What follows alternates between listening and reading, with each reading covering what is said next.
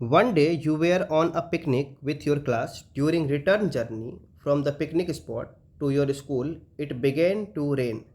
Therefore, the driver reduces speed of the bus and drove with an average speed V1 60 km per hour instead of the scheduled average speed V0 70 km per hour. Basically बारिश हो गया है तो जो scheduled speed था 70 kilometre per hour का उसको reduce करके इसने कर दिया 60 किलोमीटर पर आवर.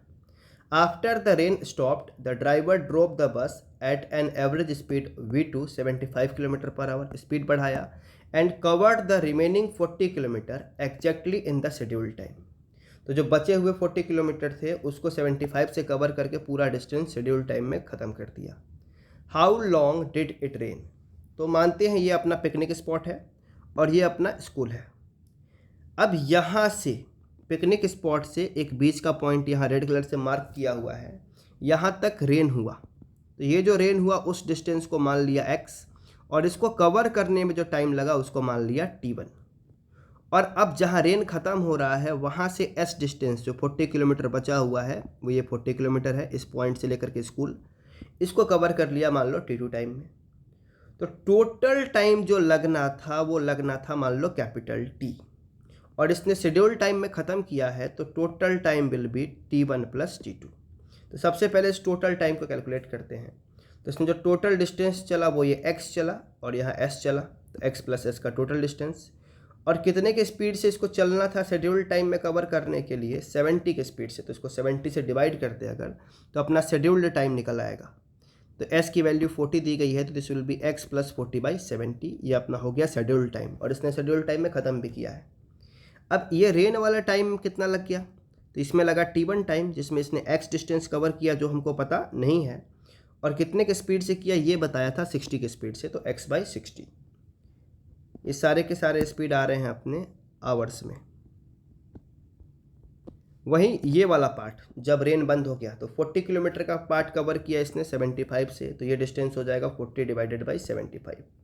अब शेड्यूल टाइम में ख़त्म हो गया है तो हम लिख सकते हैं T equals to T1 plus T2. T की वैल्यू x प्लस 40/70, T1 की वैल्यू x/60 और T2 की वैल्यू 40/75. नीचे वाले टर्म्स कैंसिल किए हैं मैंने 5 से, तो 5 से किया तो 14, 5 से ये किया तो 12 और ये किया तो 15. अपने पास बचा x प्लस 40/14. यहाँ पे 12 और 15 का एलसीएम ले लिया 60. अब इसको डिवाइड किया तो 5, तो 5 से मल्टीप्लाई कर देंगे इसमें तो 5x. इसको डिवाइड किया तो 4, 4 से मल्टीप्लाई किया तो 4 × 40 160. अब यहाँ पे क्रॉस मल्टीप्लाई करते हैं तो यहाँ 60 मल्टीप्लाई होगा तो 60x और 40 में मल्टीप्लाई होगा तो 2400. ये 14 यहाँ 5 में मल्टीप्लाई होगा तो 70x और इसमें मल्टीप्लाई हुआ तो 2240. अब x वाले टर्म एक तरफ करने हैं तो ये 60 इधर जाएगा तो घटेगा तो 70 - 60. सेम ये इधर जाएगा तो इसमें से घटेगा तो 2400 - 2240. इधर 70 में से 60 हमने घटाया तो अपने पास आ जा रहा है 10x और यहाँ पे 2400 में से 2240 घटाया तो ये आ गया 160.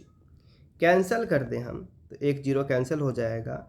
x will be simply 16. This is 16 kilometres. अब कितना टाइम के लिए रेन हुआ है ये पूछा है तो बेसिकली यही T1 टाइम हमसे पूछा जा रहा है जो कि 16 किलोमीटर का डिस्टेंस है और 60 किलोमीटर पर आवर से कवर किया गया. तो दिस विल बी 60/16 आवर्स. अब मिनट में कन्वर्ट करना है तो 60 से मल्टीप्लाई कर देंगे तो ये आ जाएगा सिंपली 16 मिनट्स. तो यहाँ पे 16 मिनट के लिए रेन हुआ है.